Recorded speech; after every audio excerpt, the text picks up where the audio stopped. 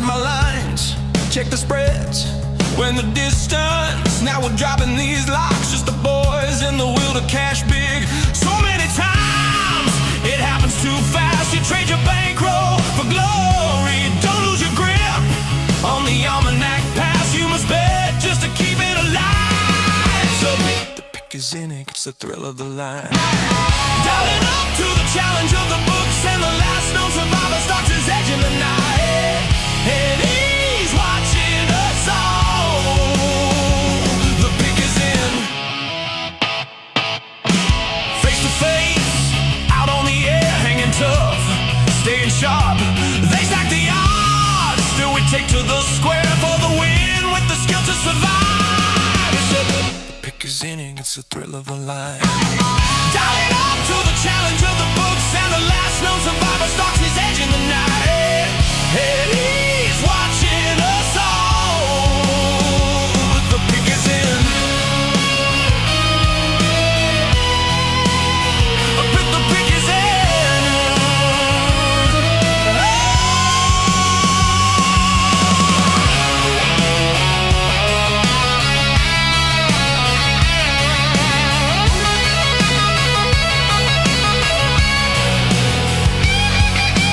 Rising up, straight to the top, had the guts, got the units.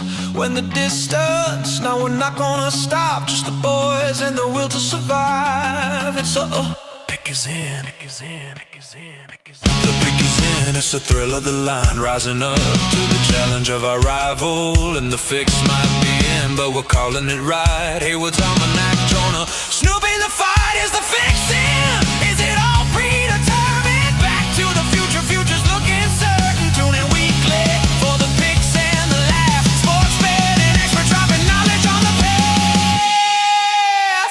The pick is in.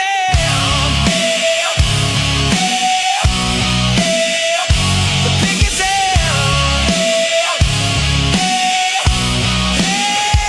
The pick is in.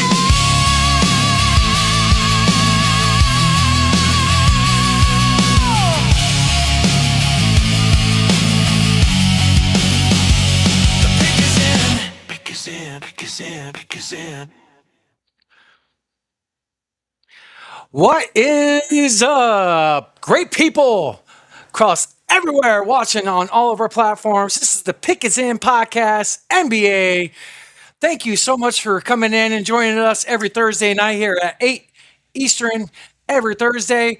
Thank you for everybody. We got YouTube going on Snoop's YouTube. We're streaming on Facebook, X, and for the first time, Rumble is streaming. So cheers to everybody at home.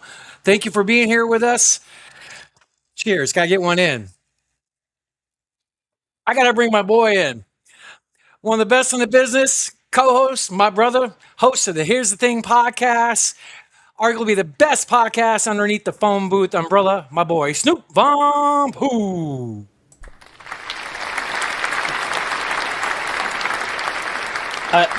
I love how you cheers yourself in the beginning there. What the fuck, man? Well, cheers to you too, Stu. What up, All brother? right, cheers to you. Cheers, brother. What a goofball.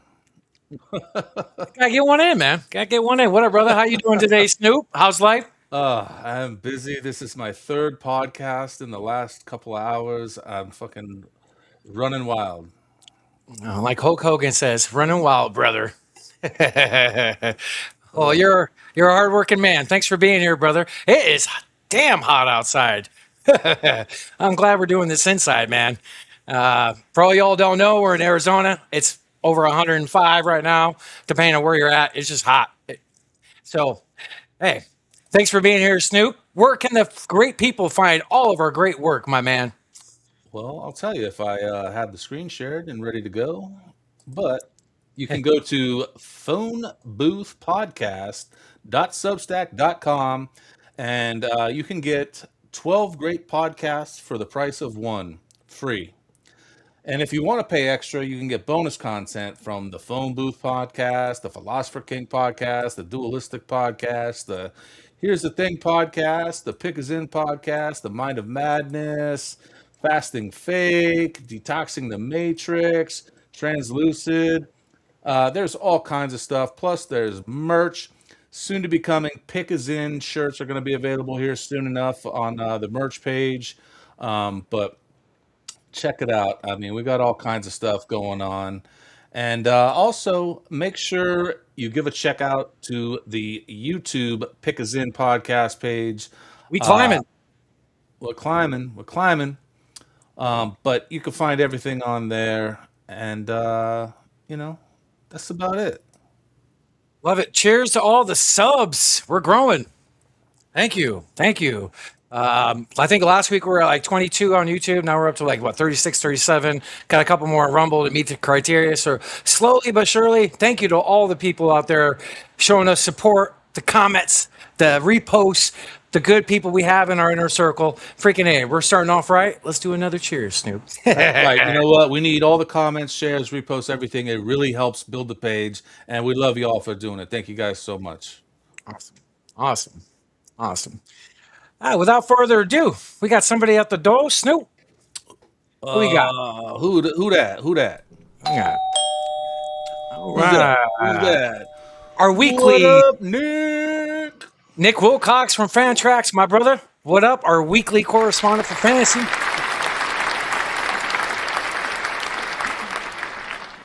What up, my guy? How you doing? Can you guys see me? Yeah, we can see you. And hear you. Yeah. Sure. It says like offline where I can't even see myself. Really? Really? Yeah. It's a little weird. That is weird. See if I can go into your settings. But yeah, we can see and hear you. So just keep rolling with it. As long as you guys can see me. Well, what's happening, fellas? Happy Thursday. Happy Thursday to you as well. Yeah. Cheers, my brother. Thanks for being in. The pick is in. Oh, what you got this week? It's what we call secret. So I may have to make this little concoction if I ever see you out where you at, because I have to show you the ropes on this one. You don't want you might All right. this one. All right. Something for the Fantasy Football Expo. You could do that up. Definitely want to get down. Yeah, Snoop's out of the Miguel's this week. What you got this week, Snoop? Miguel's, dude. Oh, he does it. I mean, what the fuck, dude? Yeah, of course I have Miguel's. What the fuck, bro? Anybody watching last week? It was what did you say, Snoop? It was the knockoff of Mike's. See. The Arizona flavor. The Spanish version of Mike's Hard Lemonade. So, Nick, great to have you. How's life this week? How's life in your world going, brother? Life is always good because we're here living, man. Another day, right? But yeah, life over here is good, man. We rock and we roll there. Great to hear. I would love to be in your weather right now, but it's freaking smoking out here, dude. It's brutal. I can't. This is the hottest it's ever been this early, like for us. Like it's not even Easter, and like my thermometer, like an hour ago, I hit 110. That's freaking nuts. That's crazy. That is crazy. That is wild. Nick, can you still not see us? Nope. No. If you want, dude, go ahead and jump out and then jump right back in. You know, we'll sit tight for a minute, but yeah, I mean everything should be good. So maybe just need to refresh the browser. This is what happens when you do a live podcast, folks. Sometimes you just have to adjust and edit on the fly. But, you ain't dealing with no amateurs. We've been through this before. Yeah, so let's go through our recap, Snoop. I got that pulled up here while Nick gets back in here. Go ahead. What's up, Nick? Can you see us? Can you see us or hear us? I can see you, hear you guys. I just can't see myself. You can't see yourself. I see yourself. myself like, that is weird. Well, we definitely see you, brother. So yeah, let's just roll. I mean, yeah, we're good on this end. If we're good, then we're good. It's fine by me. Yeah, we're just about to do the recap from last week's. I'll go ahead and I'll pull it up for you, Heywood. Here you go. Sure. Yeah, so since last Thursday, so basically in a nutshell, my week for betting is starts on the day of the show. So during football season, we were on Saturday nights, so Saturday through Saturday. Then now it's Thursday through now, so I basically just start my week off on Thursday. So last week we hit 5 winning bets on all of our lays, 38-2 on all of our legs, plus 114 bands. Since September, when we started doing this with the NFL, we're now up to 974 and 282 on all of our legs. We're up 2454.66 bands. So another good week. Actually, a really good week for the show. So we had 7 bets that I put out and 5 of them hit. And I would like to pull up the next tab, Snoop. And basically, in a nutshell, I want to show everybody at home basically how I put these bets on underneath the show. So go ahead and pull that screen back up, Snoop. Yeah, once you share it, I certainly will. You just got to switch the tab over there.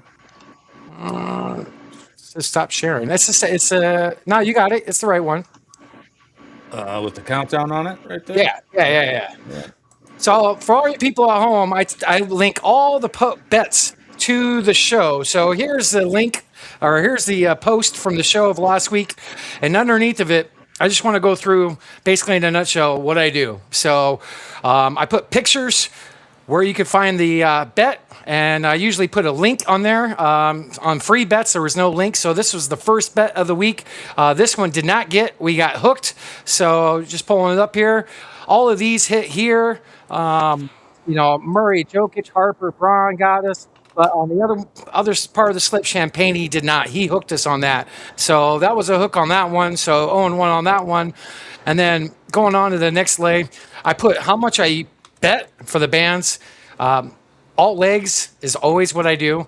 The odds, where you can find it, and of course the link. So it's super easy for the folks at home. So in a nutshell, you just click on the link, and all you have to do is wager. So this one right here was a 6-leg alternate line, which smacked. It was minus 135. I used a boost, won a little bit of money right here. Going down to the next one, picture. Basically a link to the bet, minus 104 on this one, and this one also smacked as well. So chump change, but it adds up, and so on and so forth. So next bet, I think this one hit as well. As Nick likes to say, a little lunch money is always good for your belly. So double the money here, and then anything else that we have underneath here. So YouTube's on here, other things that we put on here. Now, this was a pregame read I did yesterday, and anybody knows me, I don't really do pregame lays, and God bless you, Nick, you wrote this with me, and we had everything except Flip hooked us at the very, very end of all these, but all the other ones. So trash. Yeah. So trash. So in the first half, he missed 2 free throws, a wide open dunk, and a wide open layup. If those go in, we hit that. So that was hooked as well, 4 of the 5, and then going down afterwards. So I laid 3 bets down last night. 1 was the pregame, 2 was in-game live betting. Now this one was juice. It's probably the best bet of the week I did. It was 6 legs using alt lines, of course, plus 264, which is incredibly high for my odds for what type of bettor I am. And it's, of course, at the FanDuel. That's the preferred app for live betting. And 25 turned into 91.22, so that was a very good win. And then and it shows the picture, basically easy peasy. It's like I said, got the link there, show you the bet. If you want to ride it, ride it. If you ride most of my bets, you're going to win some money.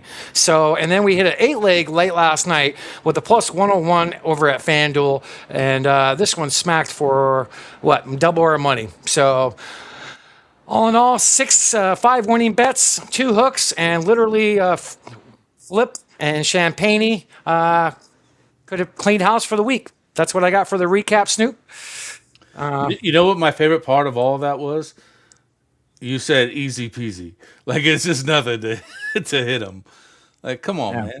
It ain't easy. To be honest with you, Haywood's style is actually bankable over time. It's only because what happens is the legs that he produces is, for just give you guys some terminology, like a lot of times they're really either like relatively really juice lines. So what happens is you get about 5 or 6 of them at a time. You put them into one parlay slip. Normally that's frowned upon, but with all the, probably probability of hitting those all in one makes it so the payout is not as strong, but it's more consistent over time. So, for example, if Heywood goes back to the 101 plus 101 that he hit last night, there are a bunch of legs that are relatively, as long as injury doesn't happen, should pretty much hit. It's just sometimes there's underperformances and stuff like that from certain players or whatever. But over time, like Heywood's strategy, you can't knock because what you said you cashed 5 bets in the last 7, right? Or was the last 8? Either way, 5 of 7. Out of 7. So we're talking about a percentage rate of just about. We're talking about 5 out of 7. It's like what, 77%? Yeah, you know what I'm saying. Yeah. So it's still profitable over time. It's just you're not going to hit. Everyone's not going to hit all their bets all the dang time. Of course. And we're not going to always hit these longer lottos that people chase like I do at times. But the ones that you should be hitting sustainably over time is the legs that, Heywood kind of hits. So that's why over time, when you play these things over and over, it's more profitable and cashable for the average bettor over time. Thank you, Nick, for pointing that out because I'm more of a bankroll manager, build long term type of bettor, and I'm very successful at it. At that. So, like example, if I had a way bigger bankroll, I'd be putting bigger dollar amounts. Sure.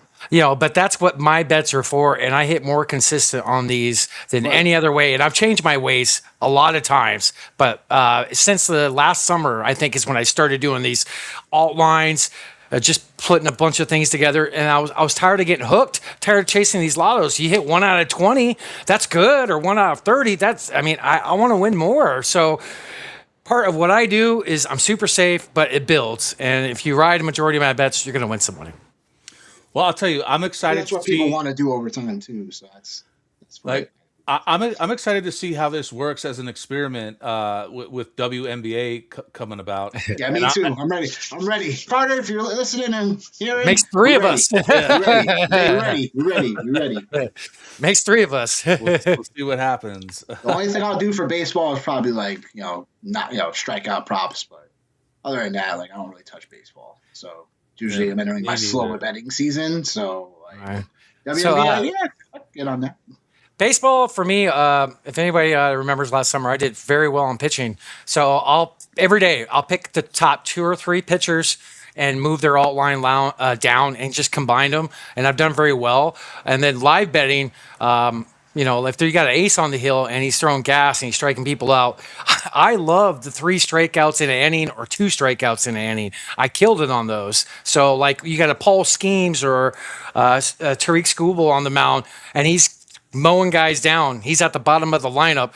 I'll put 50 on 2 strikeouts. I'll put 25 on 3, and a good chunk of the time he hits. So pitching's one thing I focus on. I don't go for hits, homers. Maybe I'll do a money line or a run line, but pitching's where it's at for me. We'll see. We'll see how it goes. Go ahead, Snoop. I don't bet baseball.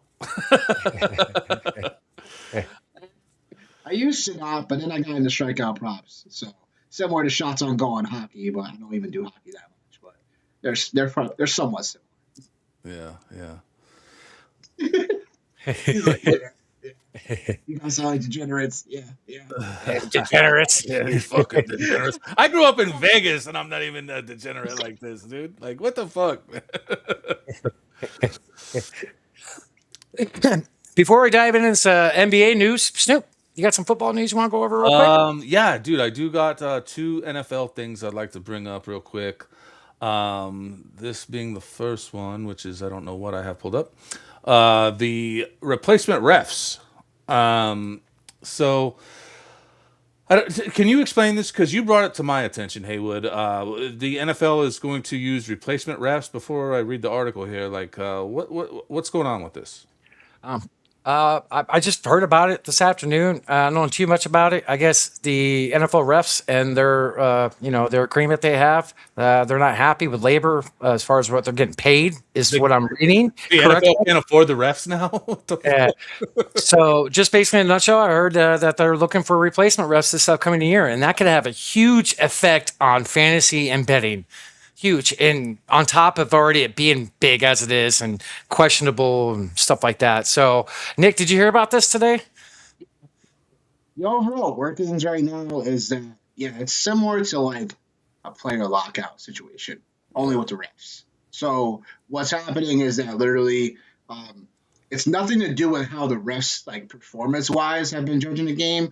It's just more of like what's centered around like the referees and the overall agreement to them being there consistently and stuff like that. And, I think according to ESPN, I think they're still like missing the mark in terms of like how the committees come together for money purposes and the extension on it. So that's where overall things are playing out currently. I'm sure we'll have more news as it more comes out consistently, but yeah, like we're talking about definitely big implications about betting, our fantasy teams in general, right? So that's where that comes into play. But I mean, I'm sure those will get resolved, but I've seen these situations go sideways too. So Yeah. we'll try to find out. Let me just read the article real quick here. The NFL is preparing for the possibility of using replacement officials if negotiations with its referees break down. That contingency plan has already sparked backlash across the league. Analysts and former players are warning that even considering it could impact the integrity of the game. The concern stems from ongoing discussions between the league and NFL Referees Association. The current agreement is set to expire May 21st, 2026. If no deal is reached, the NFL has begun preparing backup officials for the 26th season. So, like Nick said, it's going to be a walkout from the refs. That's nuts. Yeah, That's that is nuts. It is. I mean, it sucks that at the end of the day, it all boils down to fucking money. Right. It's just money, money, money, and it's even like the WNBA. Like they want more money. Well, guess what? Your league is losing money. Why should you get more money if you're losing money? That doesn't even make sense. Def- But this NFL ref stuff is a little bit different. I'm curious as to how, like, why you guys say that it will have big implications on betting. Is that because the ones that rig the games are going to be gone, or like what's? That could be one way. But I mean, these guys are not in the pros for a reason.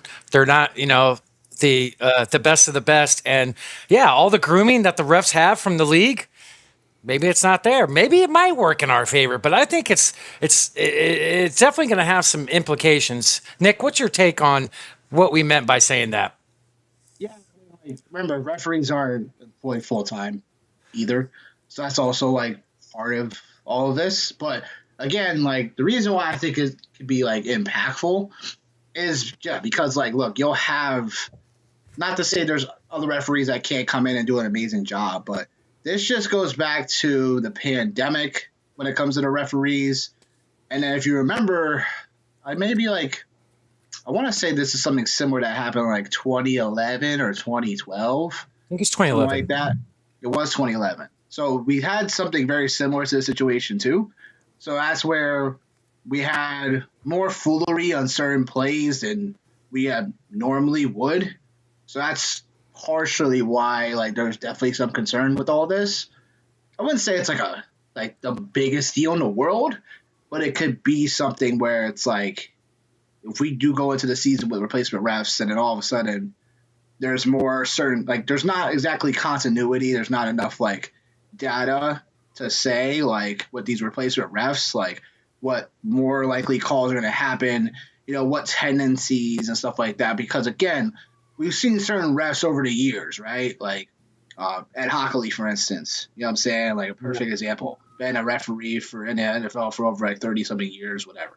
And the fact that there's certain tendencies and there's certain ways of being based on how his staff will operate a certain game where you can kind of play into those tendencies. So, for example, if his staff allowed you to play a little bit more hands-on, defensively, less interference calls. You know what I'm saying? So that's easily, equating to, if I have replace referee, if he sees even a bit more of a bump than normal, he may throw that flag. So there's just more there's just more a tendency to call maybe a certain call versus something else outside of the normal tendencies. If that makes any sense. Right. Something to keep our eye on over the off season. Hopefully, NFL and the refs should work out something, and we don't have to worry about another thing going on our questionable list going into the season. But anything else you got, Snoop, for NFL? Yeah, I got one more quick thing, which goes along with the betting, like we're talking about. Wisconsin inches closer to mobile sports betting, so they're about to allow betting. It's about time. Yeah. I think that would put us up to what, 39th or 40 states now, I believe. So, hey, they already allow betting in the casinos on the tribal lands. I mean, come on, what are we doing? Just let it be. All right. Is California going to be the last state? We talked about this, I think, a month ago, but Cali doesn't have any sports books. That's wild, dude. None at all? Nope. No, not at all. Wow. Freaking crazy. That is crazy. That's arguably the biggest, what's the word I'm looking for? Biggest money making state. Yeah, the biggest market. Yeah. Is what I'm looking for. It's the biggest market in the country. I think when we had Joe Cirillo on, there's one book out there that backs him, and he lives in Cali. So I think there might be one book, but it's very small. I forget the name of it too. But yeah, that's crazy. But we need every state to have this. There's money to be made. Put up, some of the money in Arizona goes to schools, goes to roadways, goes to, I think some goes to education, which, hey, if we're throwing money for sports betting away for people who don't know how to win consistently, might as well throw the money to something good. So, let's get every state on board with this. Well, that's like what they do with the marijuana sales in states, as they give back to things like education and stuff like that, All right. And there's tons of money to be made in sports. So I want the government can. Yeah. Say that again, Nick. You kind of cut out. I'm saying Uncle Sam, when he can profit, it's when it starts becoming, I don't know why you had to throw the Illuminati signal up in there, but whatever. Oh, wow. Okay. I didn't even think about that. Should I have done the devil horns? Oh, sorry. Sure. I do that every time we listen to our song because I'm a metalhead. See, there it goes. See? Symbolism. Y'all just trying to get this stream shut down. I know. I mean, did you, Nick, did you see Snoop's YouTube got shut down while we were live betting a few weeks ago? Yeah. What was it, like three or 4 weeks ago? They tried to say that we were promoting, I forget the verbiage they use, like promoting sales of regulated goods or something like that. And then they put an age restriction on the video after, because I appealed it to get it put back up. Yeah, and then they're like, okay, but it's for adults only. I'm like, okay, whatever, man. So I removed the whole episode. Just don't go on random freaking YouTube accounts and look at whatever they want. Come on. Yeah. So I just took the whole episode down. But I mean, it's crazy, that you have to deal with stuff like that when you're, just trying to run an honest podcast, Why'd you snicker when I said that right there? It's just interesting. I just, I'm nothing to do with what you said, but it's just interesting. Yeah, it's crazy. That's, the stuff you run into, is what I'm saying. It's just interesting. Yeah. Well, like the other podcast, you can put whatever crap you want, and so that gets promoted to the wall. But if you want to put out something honest, nah. I know, right? Well, it's not allowed. Funny we're going to regulate this account for X, Y, or Z. Oh, we got a strike on this account because, Well, what's funny is this podcast is the most honest podcast that I do. It's just talking about sports and stuff. One of the other podcasts that I co-host, we talk about conspiracy and all kinds of shit. Like COVID and this and that. And so that constantly gets struck. So I expect it from that one, but this one just talking about sports. What the fuck, man? Go figure. Just blame it on Heywood like you guys always do. Yeah, exactly. It's your fault, Heywood. Definitely your fault. For sure. All the time. For everything. Bring it. Bring it. Well, it's being brought. 105 degrees. Yeah. Hence why I'm wearing the shirt. Snoop, any more? Go to the NBA now. That's what I got for NFL. All right, I'm cool. surprised you didn't bring up what I thought you guys were going to bring up, but the Jaylen Waddle trade to Denver. You guys are going to bring that up? Oh yeah. Actually, I had something for that, but yeah, go ahead, Nick. Talk about that, brother. That's 2 days ago. First and third round pick and then a swap for fourth rounds. Like Denver gets Jaylen Waddle. Like that's a good haul for Miami. Very good Good haul. haul for Jaylen. Jaylen Waddle was like someone that was like, I think like he was always going to be a wide receiver too. I never really pictured him being a wide receiver one in the league. I feel like he's always a solid wide receiver too. So the fact you got a first round, a third round, you're moving, technically, you're moving up in the fourth. Is like, yeah, it's pretty nice. To do your whole reset in Miami because now you let Tyreek Hill go. Like, what are you gonna do with Von Chan? No idea, but Miami literally starting over. So, yeah, first and third, like That's a good haul. that's really solid haul. Like honestly. That is quite the haul. I think that's a great pickup for Denver, though. I mean, yeah, but you also like Mike Evans was on the free agency wire, like what I'm saying, like he was out there, and then Steelers go and grab Michael Pittman for like a 6th and 7th round swap at picks. Like it's just the receiver market was definitely weird. Like I'm saying, so to give that up for a trade like that, like, oof, like I don't know, but. Either way, the other news I wanted to bring up, Mike Evans being a Niner, because we didn't talk about that. Like, that's pretty big, too. So, the receiver market, it was definitely a little interesting to see the values of certain things. By the way, Tyreek Hill still hasn't signed yet. I was just going to say, Hill hasn't done anything yet. Yeah.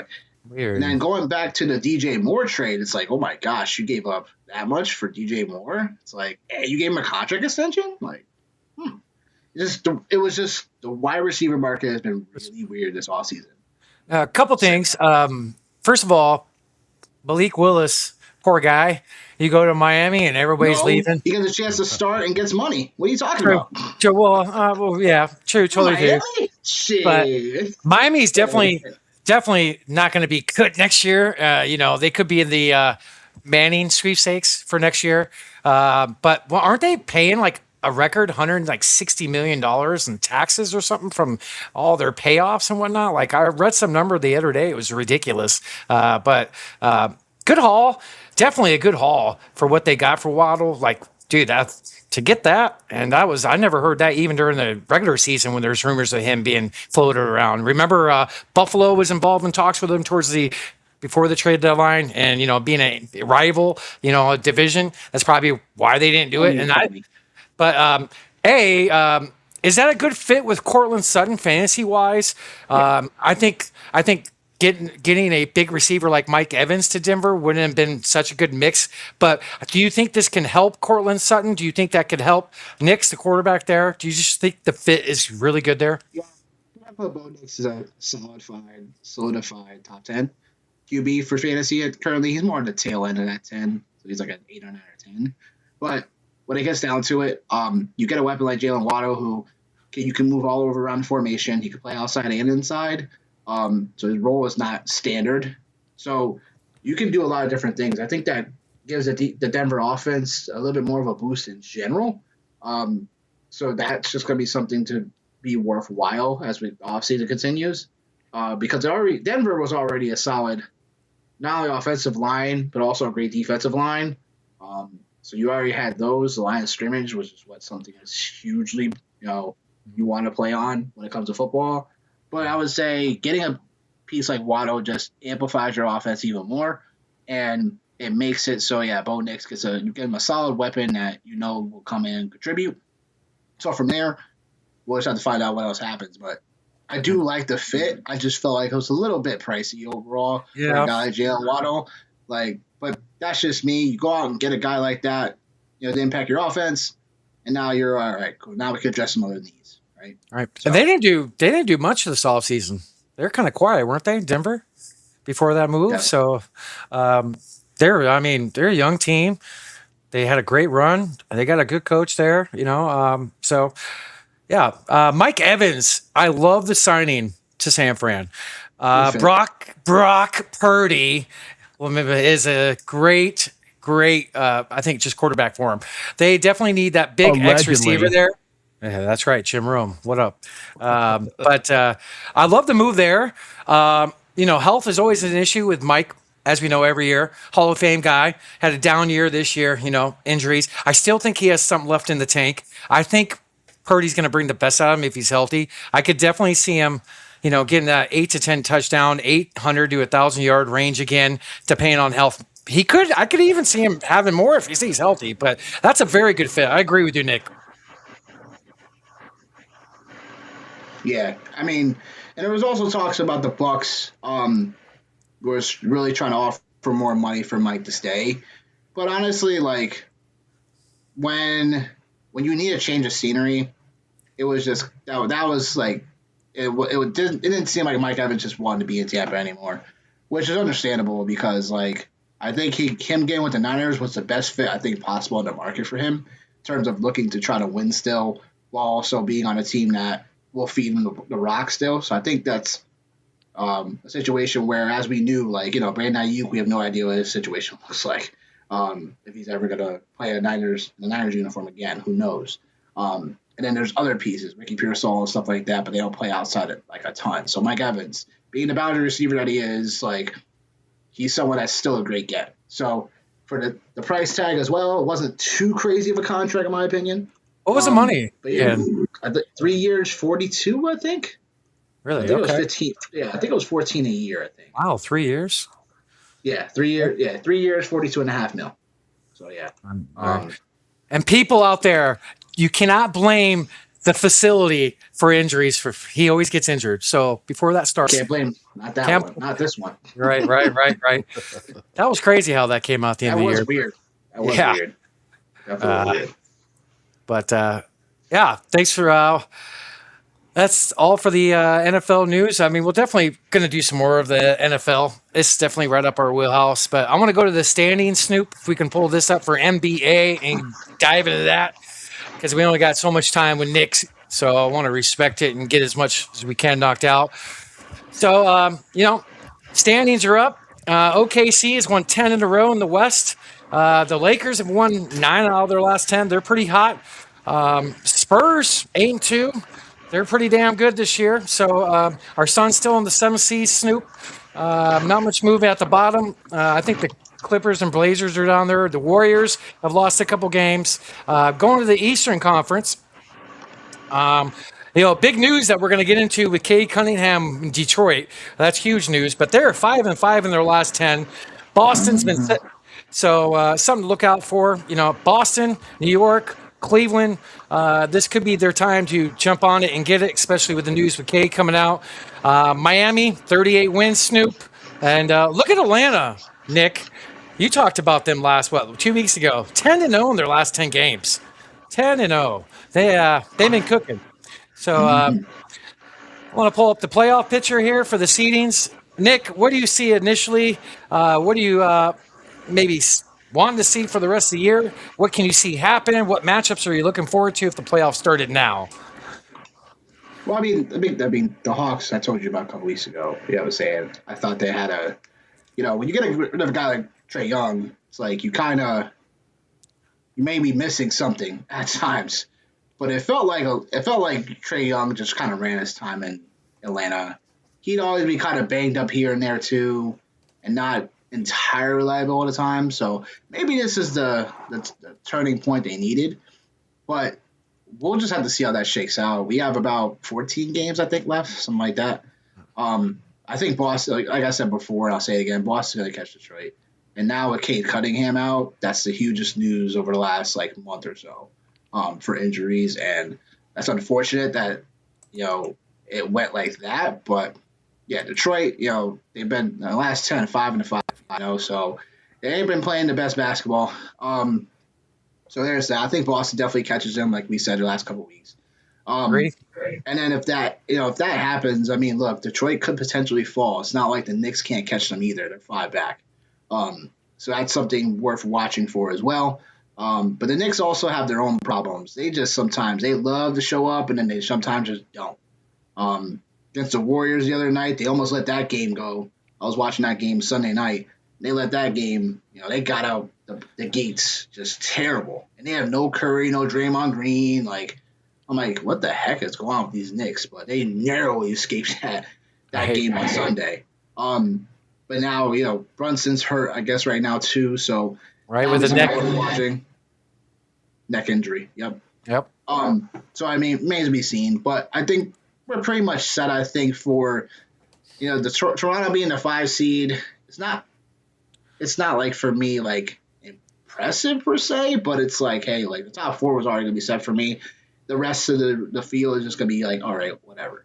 But in Charlotte, I think they hold down the last last play-in spot with they're up 7 games on the Bucks. With like I said, I think we have 14, 15 games left to go, and I think they hold down that. I think Philly. It's all about Maxi's health at this point. Can he come back and still be doing what he was doing? And what's the status on Joel Embiid? Still, he's basically game to game in my opinion.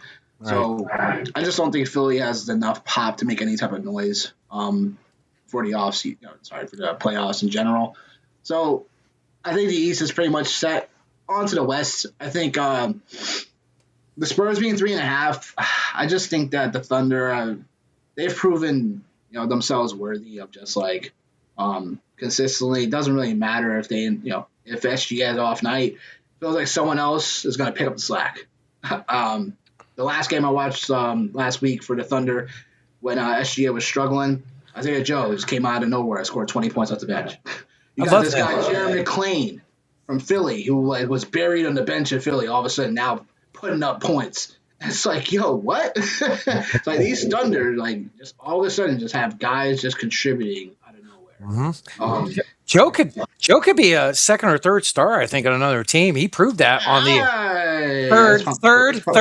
Let's pump the brakes here. Hold on. Let me get to my point. Let me get to my point. A straight shooter, so let me say he could be like the third option on the offense on the team if you want to. But when SGA was out before the All-Star game, he was averaging 18, 19 points a game for 3 weeks.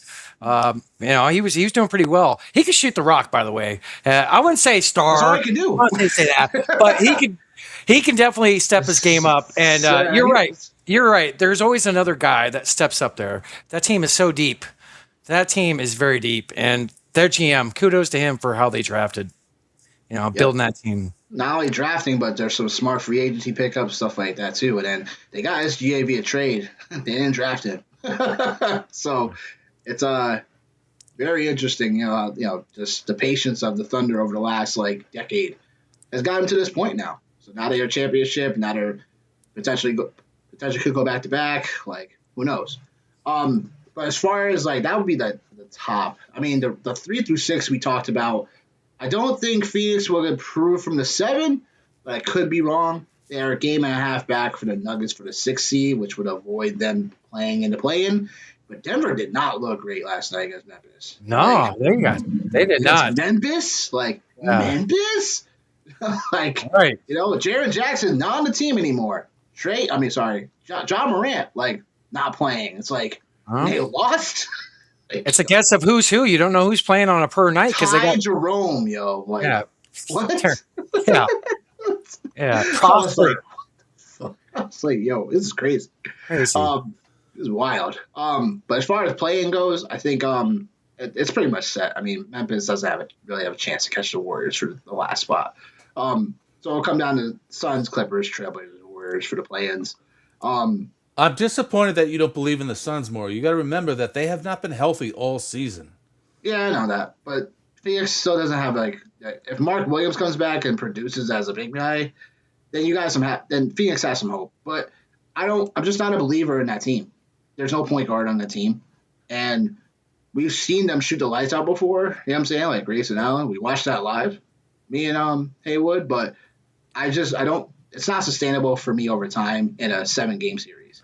Yeah, that's been my biggest hang-up too, is not having that true point guard. Yeah. Has been my real issue.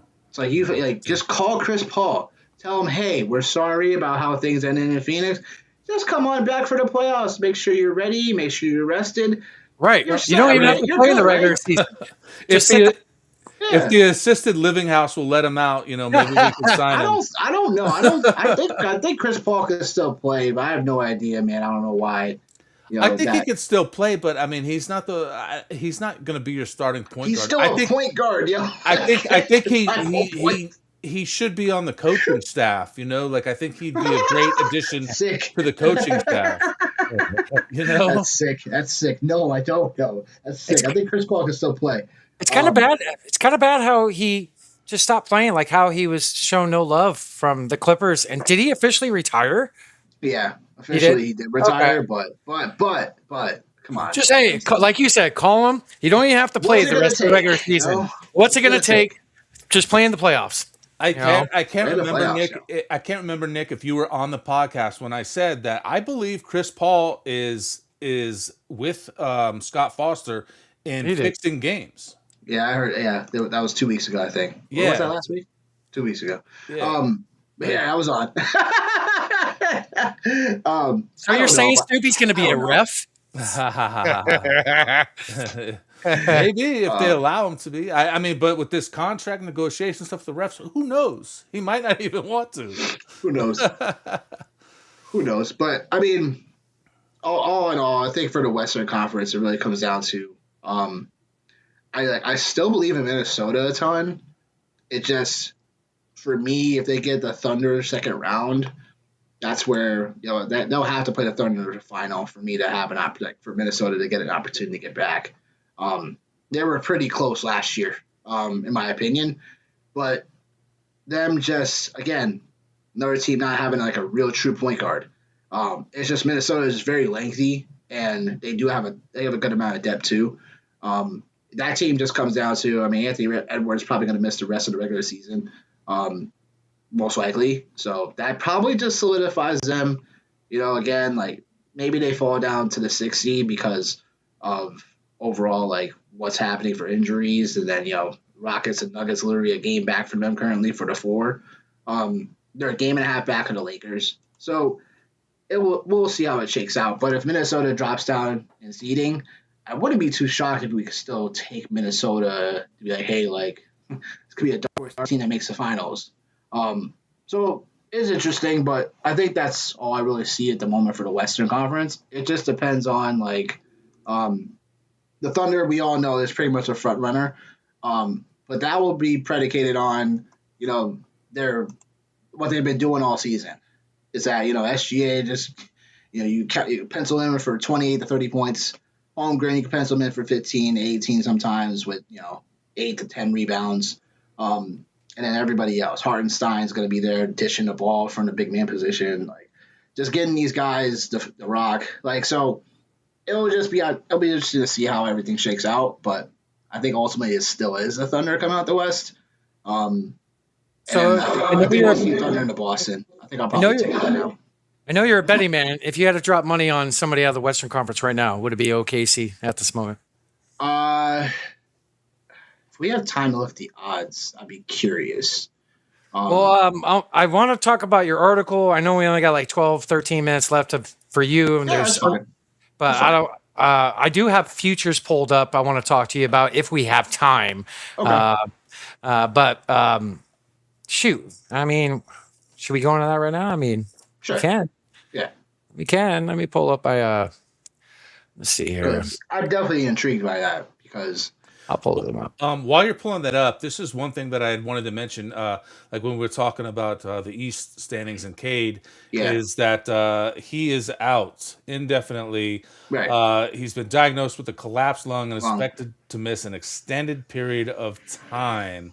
Right. So that does not bode well for the Pistons. Nope.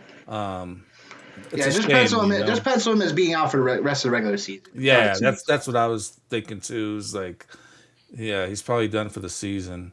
Make sure you're ready for round 1. Yeah, that's probably the biggest news. I mean, that broke today? That's crazy. He had a collapsed lung. That's freaking nuts. That's pretty freaking wild. That's really going to hamper Detroit. Who's their backup point guard? Chris Paul. Jenkins. Chris Paul. Yeah, Jenkins. They traded Ivy away. I bet you they're regretting that right now. Oh, yeah, that's right. He's right. in Chicago now. Yeah. was So in that weird 14 trade. I forgot about that. Yeah. yeah, He's yeah, always yeah, hurt. yeah. He's been hurt the last 2 years, though. So He is always hurt. So I don't know if wasn't you that guys have. impressive anyway. I don't know if you guys have ever heard of a Jesse Morse. He's a MD that does a lot of like content on NFL, NBA injuries.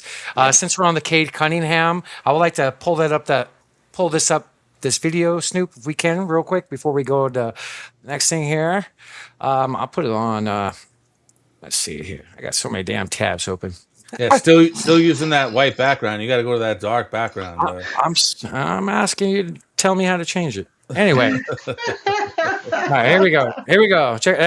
It's 2 minutes. I'll fast forward it in the speed. Just put it at 1.5 times. Put it at 1.5 times. There you go. Unfortunately, suffered a collapsed lung that will sideline him for an unknown period of time. Now, traditionally, these are not very common in basketball. We have about 4 to 5 instances over the past 15 to 20 years. Much more common in other sports that are more physical in contact, like, say, NFL. Now, there's a couple ways these can potentially happen. The most common way is actually due to a rib injury or rib fracture, where the rib fracture will actually turn into basically almost like a projectile, and it will turn and it will actually pop the lung. The lung is a negative pressure system and basically a big balloon. So what happens is that balloon collapses, and then depending on the size of the collapse will depend on if they have to allow it to basically fill up on its own, or if they have to put a actual needle in there and a tube in there, chest tube, to basically make it normal again. Now, the other possible way this could have happened is usually due to something called dry needling, usually around the rib area. Now, this happened in the NFL a couple times. This happened most recently in, I think it was October or November, where a famous defensive end linebacker, TJ Watt, ended up suffering a partially collapsed lung secondary to dry needling, which is basically short, small needles that unfortunately went too far into the skin and actually punctured the lung. Unclear exactly how it happened, but the important thing is he's going to miss time. Now, they have, I want to say, about 14 games remaining in the regular season for Detroit, so realistically, this could knock him out for the rest of the regular season. And if he doesn't play enough games, this could also negate him from possible MVP and All-Star eligibility. So there's that possibility as well. Now, they've been fantastic. They, I believe, are the #1 seed right now. They've been really good all year, so this could potentially be a very big deal. Now, the other caveat is he probably is not going to be able to fly with this right now because of the negative pressure issue with that. So there's a couple different things that are going to prohibit him. Now, there was about 4 or 5 that have happened over the past 15, 20 years. 2 of them to CJ McCollum, once in 2021. He missed 18 games, and once in 2023 when he missed 12 games. Terrence Jones missed 6 games in 2015, and then Gerald Wallace missed 7 games in 2009. It is unclear if this is probably going to be more of a 7-game or more of a 14-game. I would not be surprised, depending on if this is a very, very mild or more moderate, that he's going to miss at least 7 games, probably think 2 weeks. But if they say, hey, we're just going to shut him down for the rest of the regular season and then allow him to come back in the playoffs, so there's likely a possibility that's going to happen. Kind of a fascinating injury, very frustrating injury, and it will take him some time to get fully acclimated because these guys are running so much volume on the court and going to have to be able to reinflate, and that won't happen immediately, which is why we have to wait for him to get back healthier before he's going to back the other turn. But very good chance that he's going to be able to be pretty much close to 100% by the time the playoffs start to matter. So by a month from now, I think he'll be probably fine, but getting to that month is going to take a little bit of a task. Hopefully you found that helpful. I'm Dr. Jesse Morse. How did he get this injury?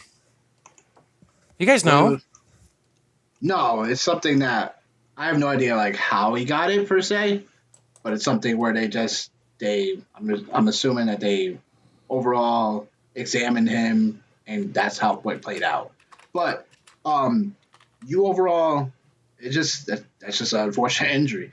Because now it's like I'm on the you should be on the precautionary side with this situation and be like, hey, like let's just shut him down for the regular season because you don't want to rush him back just for play a couple of regular season games. And then the biggest thing I think what Dr. Morris said was that you can't fly with that injury. Yeah, So, that's crazy. So it says that he dove for a loose ball and collided with another player during the game. Dang, Oh. yikes. Yeah. Yeah, dude, he's not going to be able to fly. That's the big thing. That's a huge thing in my opinion. I mean, you're on the East Coast, so if you really did want to drive around, you kind of can, but it would just be a little bit more of a nuisance. But it's something where, yeah, you can't fly with the injury, so it's like, Well, We don't he's, need you to cover he's, our he's top not going to play, so he don't need to fly. exactly. It's all good. Like, just rest up for the playoffs. That's all that is. Yeah. It's like, yeah, we're #1 seed, whatever. Yeah, we might lose it, whatever. But it's like, make sure he's ready for the playoffs. So, Right. Nick, can we have you a few minutes past an hour? yeah. All right. Sorry to hold you up, brother. Permission granted. But Snoop, I got another thing I want to like to share. One of my futures, and then I want to do some futures betting with Nick possibly. This was a video I made October 22nd, and it has to do with the Heat. Oh boy, here we go. The win total for the Miami Heat. Yes, the Miami Heat. They're getting disrespected by the books on the lines for the wins. Eric Spoelstra is arguably the best coach in the NBA, and this just seems very disrespectful for me. The line's at 37.5. 37.5. Now, 2 weeks ago, this line was at 36.5. So the Sharps are pushing that line. They are smashing that over. In Eric Spoelstra, 17 years, he has hit 37 wins 15 out of 17 times. And the 2 times he did not get it, he had 36 wins. So that's number 2. So go back to that's one bet that hit. So another one for the show, and if I like to share the screen here, Snoop. So that's 2 out of my 3 futures that I have hit. So some money there. So out of the first 2, won a couple hundred. So money. We'll take that, and we'll see if my number 3 one hits. I got Denver winning the championship. That was in October. So Oh my God! I'm ending this podcast right now. This guy, he's smoking that salvia or whatever the fuck it's called. But I mean, come on, man. No, it's not a crazy thing to predict. It's just I bet you the Lakers I knock out told the him when he Nuggets. made these bets, I did like the other 2 far more likely than I did the Denver for the championship because it was definitely more contrarian. I think you had him as Jokic as the MVP too. You got that one too, right? no, didn't do that one. Just the 3. So I put 125 on Heat, 125 on the Suns. So got 100 back on each of those, and then I for the 7-1 odds on Denver, I put 35. Okay. So win the money on that one, but 2 out fine. of 3, I'll take Yeah. it. So, Yeah. futures, You we'll already take. won 2 out of 3. Yeah. If you Let's lose go. That one. Yeah, 2 out of 3. So you wanted to see the odds for I'm possibly. curious about Minnesota now. I'm definitely curious about Minnesota. I got the odds pulled up for conferences. So let's see here. So let's go to the West. All right, 22-1. Yeah. What? Yeah. I mean, that's something. I'd probably put a little percentage of my bankroll on. I would. That's cheap. 2,200. Yeah, that's pretty cheap. And I think it's because Edwards being hurt right now. I think that's something that probably plays into it. I thought definitely that would have a little bit more of a. I thought that have a little bit more. So, yeah, I'll put 5 on that. You know what? Fuck it. I'm doing 5 right now, just on that. That's Yeah. juicy. It's just one of those things. I'm thinking, just like I think, like even Houston 35-1. I mean, that's a little bit more definitely out there for an odds perspective. But it's like you got to think about that because of this team in general. Like not having Red Van Fleet, unfortunately, like would have made a little bit more of a difference for this squad. Right. He's So out the whole year, isn't he? The whole year. Yeah, I think he's out the whole year. But I think Kevin Durant's still on that roster. I think Houston saw his opportunities, but ultimately, I don't think they get there. But I think the odds are if you're a little bit crazier, yeah, if you want to get that, I mean that's fine. I think that's value. But Lakers 25-1. I mean, that's not shocking. You know what I'm saying? That's not shocking. I think that's the right number. I personally just wouldn't do that number. I like Luka and LeBron together. It's just everybody else on that team. The Lakers have had years to wow me, and I'm not wowed. So I just said it a couple minutes ago. I bet the Lakers knock out the Nuggets. I don't think so. I don't think so. I think Denver a bit more together than that to knock off the Lakers. Like I said, it's just Luka and LeBron for that team, in my opinion. It'll be just the other guys that would have to step up game after game, like Rui Hachimura, obviously Austin Reeves, but I think he's still hurt right now. Laravia, these guys, Marcus Smart, the other guys. I'm saying that's what it comes down to the playoffs for me. The other guys are gonna have to show up. So I just can't do it. I hate the Lakers. can't stand them either. Can't stand. Can't stand them either. So I love basketball and watching NBA, but I cannot watch a Laker game. I hate watching it. Like I can't watch a Laker. I just can't watch it. And I love basketball. Like every play, You can't Lucas watch a Laker game? Jeez. it's hard, I don't hate bro. him that much. It's No, it's hard. We went to LeBron's first game as a Laker. Remember? We did. That's right. That's right. But no, I just can't stand Luca. That's all. I just the Really? way Can't he stand Luca. I can't.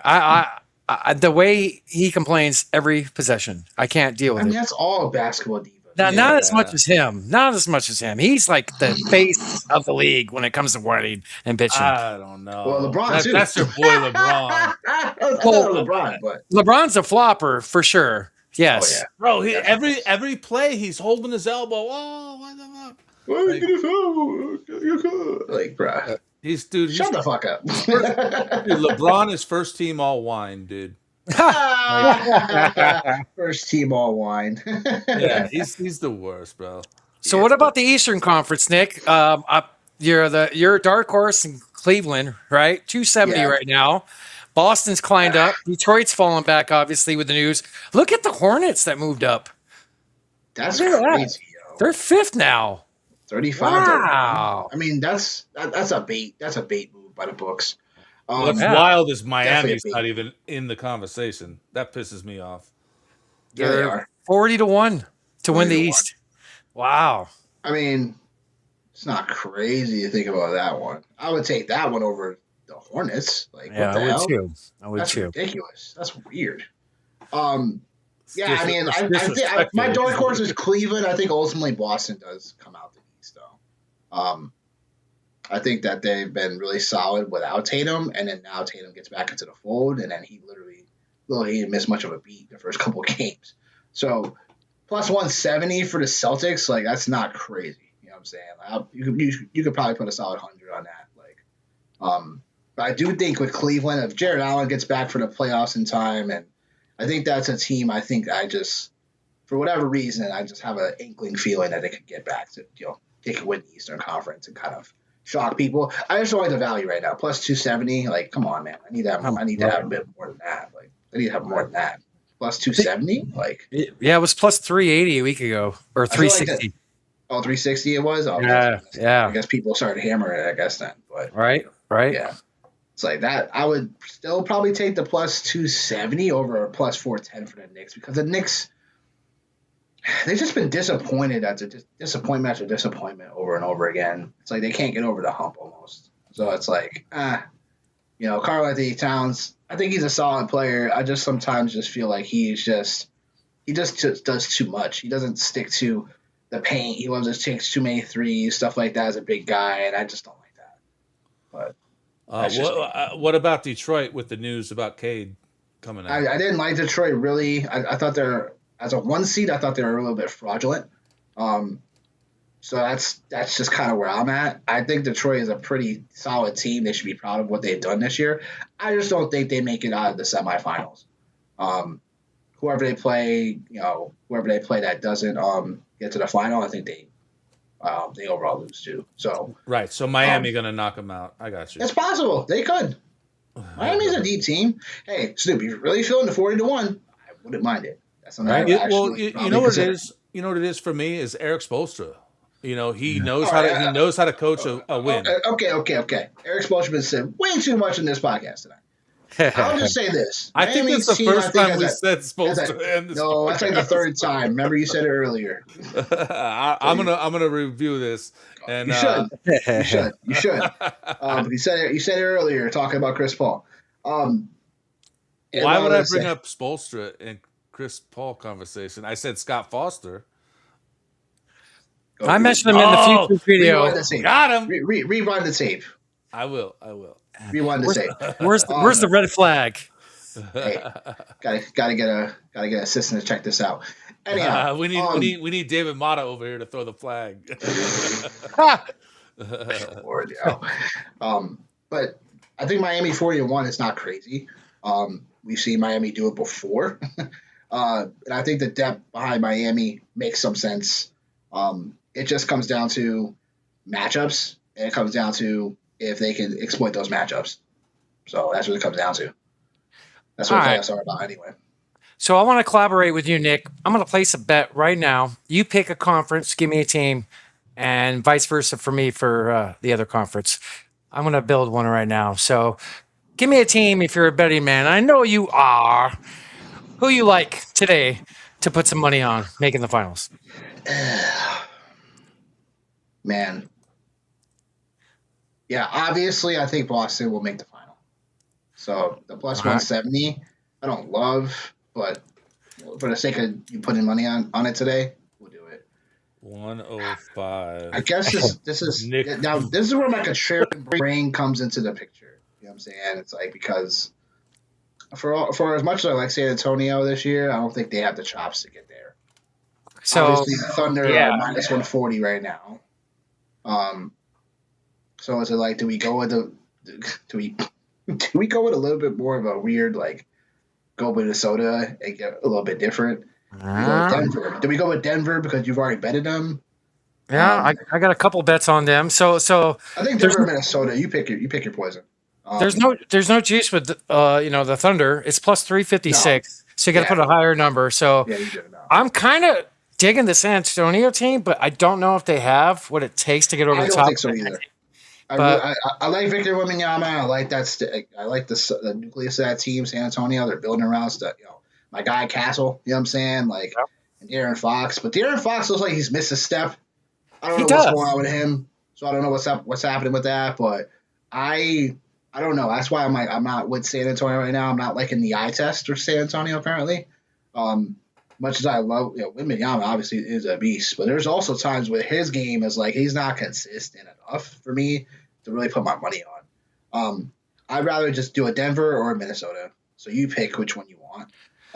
But I think Minnesota 22-1, man. Like it doesn't sound like so like for me. It doesn't sound so crazy with Minnesota because I feel like they were that close last year to getting over Oklahoma City last year. So it remains to be seen. I like Anthony Edwards. I think he's out of some of SGA is up here when it comes to dog mentality, and Murray shows that as well when he shows his teeth. But I do think Anthony Edwards, where it comes from a star perspective against the guards, like him and SGA, like those guys for me, like right now, like are the guys that I'm like, oh yeah, like look out for Anthony Edwards because he could overall take over a game at any moment in time, and I like that. So we could say the same thing about the Lakers in the same vein for Luka. I just don't like the depth for the Lakers. Right. So you pick your poison now. You pick who you want. I like personally, if you were going to go with one, I'll go with Minnesota just for the odds. All right. And the contrariness of it, because I do think Minnesota can get out the West as the winner. So I like your thinking, and I did a single for Minnesota a few minutes ago. I do already have. I did. Go with Denver. I'm going to go with Denver. Put them on there. I already got them on a couple other tickets, but I still believe in them. $10 will pay out $157. So Nick Wilcox and Haywood's on that bet. Let's go. All right. Cool. So maybe I like that Minnesota's 22-1. That's crazy. That's I thought it was at least in my calculating my brain. I thought it was at least 15-1. The fact that it's 22-1, it's interesting. Yeah, so I want to respect your time. Nick, I want to give you the platform for a few minutes. Snoop's got to feed the dogs, so he's got to take off for a minute. But it's NBA playoffs for fantasy basketball. Sure is. Unfortunately, I lost by 20 last week, brother. I did not get it in. 20 points? Yeah, off a week long. Yeah, God. I was close. Man, that's terrible. I'm sorry. Yeah, that's terrible. Kind of heartbreaking. I was the first seed all year. No. You pulled a me. You pulled a me in the semifinals, one of the last losers. Like, No. I just had too many guys. Just too many guys not playing last week. That was the bottom line. I think that's starting to happen in one of my leagues this week, honestly, too. Like, I started out just that way. You know what I'm saying? And now I got Garland and Murray not playing tonight. It's just like, can't catch a break sometimes in one of these leagues. Yeah, you can't. Now, do you have a number of transactions per week you're allowed in your leagues? One of my leagues, we have 10. Another league, we have 20. The other one's unlimited because it's Dynasty. Okay. So the one I'm having problems with right now is the ESPN league, of course. The one we have 10 acquisitions. So I don't like ESPN. I can't stand it in terms of like their formatting for fantasy stuff now because it's just too bulky. It's too it's not slick. You know what I'm saying? It's just the standard rules for ESPN's fantasy basketball. It's like even for fantasy football, it's like it's just I just don't jive with it. But I could see that. For Fantrax football, is it's decent better. too. So I haven't used them. I want to try to possibly do something with that. Yeah, you should. But tell the folks at home your weekly article over at Fantrax. Help Yep. people at home win the title and bring it home. I'll pull up your article here, and if you want to go through it, platform's yours, brother. Sounds good. Yeah, I mean, some people are in their semifinals, going to their finals. Some people are just hitting the quarterfinals, like me. Like there's some people that are, whether you're in the thick of it, you're not, whatever. If you have personal questions, reach out to me. But I would say this is for deep league waiver wires. These guys should be readily available or very close to it. There's also some guys that I can mention as well that are more available. Not as available, but would be available so for like a double check purposes. So before we get into mine. The guys I would say, like, I have 3 names that you should at least check your waiver wires for now to find out if they're available. Isaiah Collier for the Jazz, Precious Achiuwa for the Kings, Jarius Walker for the Indiana Pacers. Because those 3 guys, I think for me, if they're available, you go grab them now. Collier, because he's just produced with the minutes. You know what I'm saying? Like, since September 1st, he's averaged 17 points and 8 assists. And 2 steals. Love that guy. 18 games. So yeah, Collier for me is like someone that he's a must grab if you're playing a league where readily guys are getting dropped or whatever, stuff like that. Just pay attention to your waiver wire. Achiuwa, who used to play for Toronto, he's been solid. The guys that I thought were gonna come into the fold, like Cardwell, he had gotten hurt, so he's been out for the last couple of weeks. Maxium Renaud, he's playing solid basketball, so if he's still out there, get him too. But Precious Achiuwa for me because he gives you the overall stocks, he gives you the steals and blocks, and also since getting these 32 minutes over the last 14 games, Precious has averaged 16 points, 9 rebounds, 1 steal, 1 block.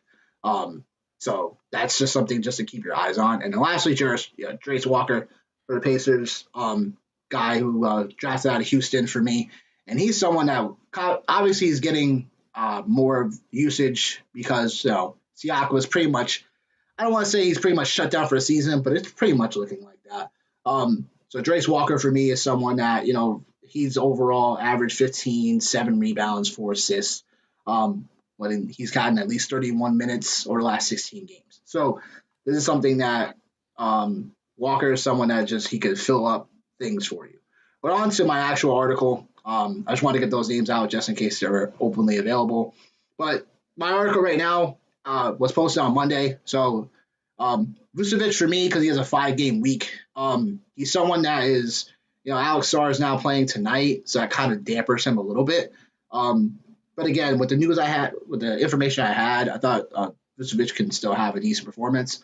And he's been relatively okay this week. I still think if, the Wizards still have the back-to-back upcoming this weekend, so if you're in need for, getting a guy in there from a big man counting stats perspective, give Vucevic a shout. Minute for the Nets, the Nets, the Kings, the Pacers, you just have to watch these guys. You have to watch these teams because Minute, he literally didn't play Monday. And then Those teams are like a daily check, correct? Daily. Totally. Yeah, definitely. So this is just the time of the year, the silly season. So Josh Minute, for me, he didn't play the game on Monday, which I thought he was gonna play. And then all of a sudden, who got hurt? Who got hurt for the Nets? Zaire, Crowley and Zaire. Yeah, Crowley got hurt for the Nets, and then all of a sudden he started getting minutes that second half. So yeah, I would still monitor the situation. I think versus a pickup. Cody Williams is someone that he's a must grab. He's just someone that I think with Utah doing all their weird things right now. I think before the Monday game, because he didn't have the best game on Monday, but he'd been scorching over the last ever since they kind of had all these injuries. Jared Jackson out now, whatever. It's he's been really stepping up. He doesn't give you a ton of the steals and blocks category, whatever, but it's if you need someone just to fill it up, he could definitely potentially do that with all the minutes he's getting. Chris Dunn, he's someone that I think if you need assists or steals or if you're playing category leagues, He's someone I would probably prioritize a little bit more for that because assist and steals are a little bit more harder to get on the waiver wire week to week. So I think Chris Dunn coming in, and then obviously Kawhi being out on the second half of the back-to-back tonight. We'll have to see how that plays out, but I think Chris Dunn's still a solid guy. Nick Richards, I know he's pretty boring, but production, production, and he's someone that I think as a solid big guy, you need points and rebounds, you need to solidify your percentages. He's someone that makes sense to me still. Isaiah Joe, we talked about him earlier. Like I said, when he's on, he's good. Your 3-pointers, your points are there. Obviously in points leagues, but then category leagues too. But other than that, he doesn't really offer as much, but he probably is definitely out there in the waiver wire just because of all the depth that is with the Thunder. He's someone I think if you can take a little shot in the dark on, if you're needing those 3-pointers especially. Lastly, I had a little special on the tail end of this article. So Kobe Brown / Swanson for the Pacers. So Swanson actually did pretty well last night. He did. So he's someone that, him and Kobe Brown, I think it would be beneficial to the youth movement still with the Pacers, as much as they're getting time for. I was a little enamored with when Kobe Brown was on the Clippers. They just really never used him. So it remains to be seen what his upside is going to be, but he's someone I kind of want to monitor to the end of the year because especially if you're playing Dynasty, he's someone that, you may want to just keep your tabs on to see if they keep him or maybe go to a different team or whatever. But I do think Kobe Brown's skill set makes some type of sense. It should transition consistently well if he ever gets more opportunity, more minutes. So that's what I have for my article overall. I got people specifically ask some questions about their own waiver wires, so shout out to them. But I do think that, same thing for NFL. It's just going to depend on what you got on your waiver wire. Some of the guys I might speak of, it's just more readily available across leagues. I try to keep it. I try to keep my players that I put in my articles for Fantrax 25% or under for all leagues across. I'm trying to check certain things. But there's obviously guys that there's another article on Fantrax. My guy Ray breaks that down where it's more the percentages of rosters they might be a little bit more owned across leagues, but they still might be out there. But I try to key on the guys that can still help you at the end of your benches to overall and / pick up today, drop tomorrow type of guys. So there's that.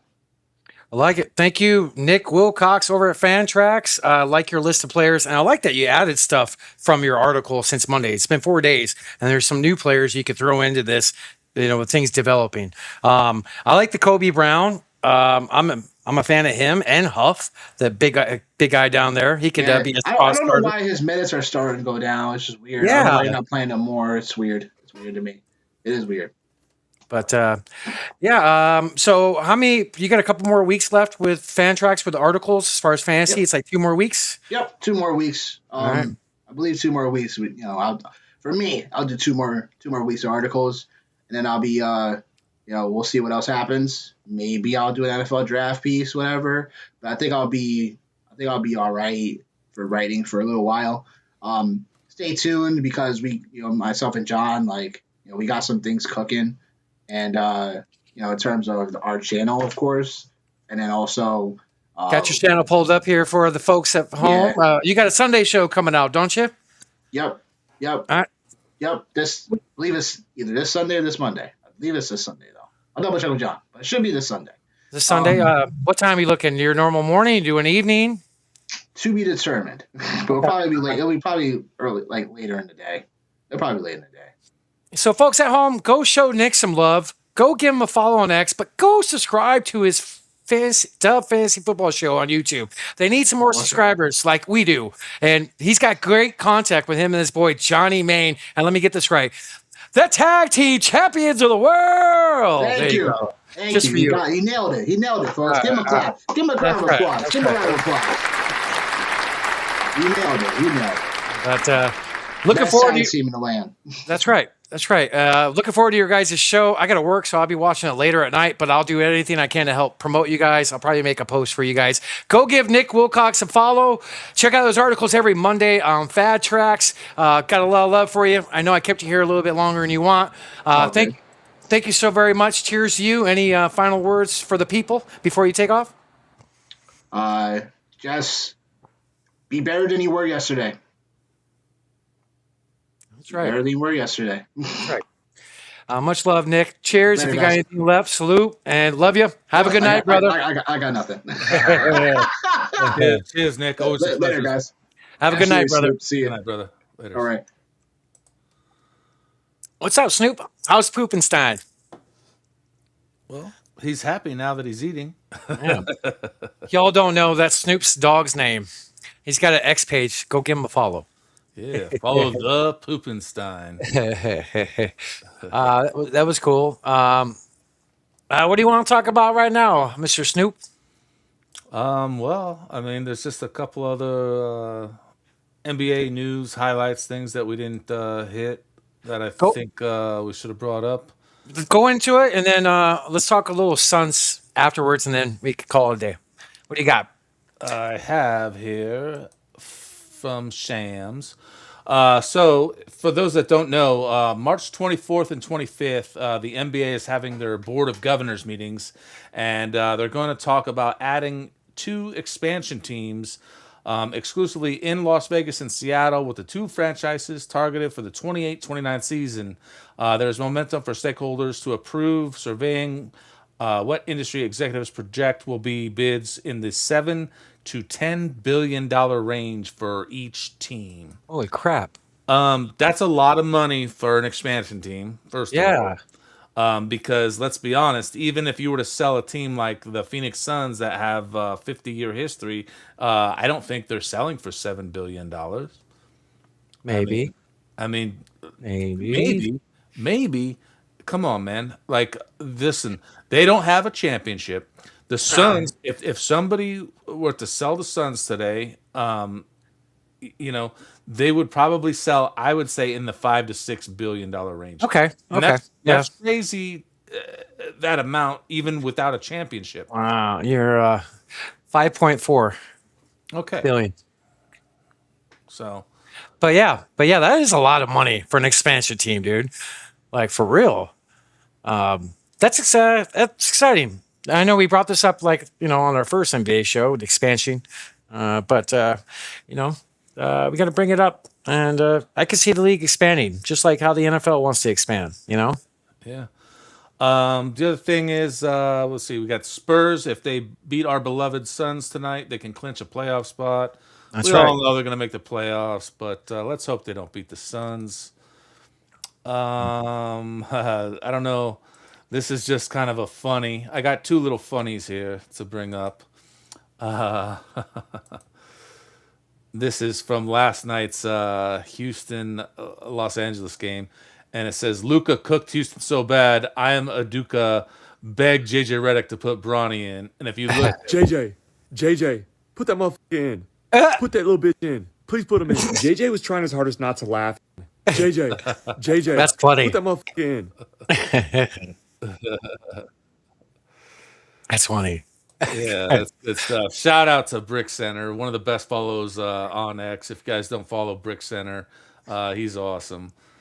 is. Let me see, what else did I have here? I hate how they get the bookmarks all out of order. All right. So we're gonna get into some Sun stuff. You wanted to bring up some Sun stuff. I got a piece of Suns history that I wanted to show. I don't know even if you're aware of this or have heard of this, but 2/25/1993, at the trade deadline, the Phoenix Suns offered Cedric Ceballos, Nigel Knight, Gerard Mustaf, and the Big O, Oliver Miller, to the Detroit Pistons for AKA the Worm, Dennis Rodman. Wow. Phoenix was Rodman's preferred trade destination. However, Detroit held out for Richard Dumas or Mark West, and Phoenix refused. Phoenix also offered lesser packages for Danny Manning and Jim Jackson. you brought this to my attention, I think, a couple episodes ago. Isn't that I don't crazy? remember this trade like at all. Like that's crazy. Yeah, imagine if the Suns would have got the worm. Oh, how exciting that would have been. That's crazy. So speaking of our Suns, they're playing San Oh, hold Antonio on. tonight. I got one got- more little Suns clip here that I want to bring up because this is absolutely hilarious. And I'll just read the caption real quick. No way Lakers fans thought this guy was going to be their savior. And as any Suns fan knows that, thank God we got rid of this fucking guy. Thank God, that's right. And I feel sorry for the Lakers, but look at this guy, DeAndre Ayton.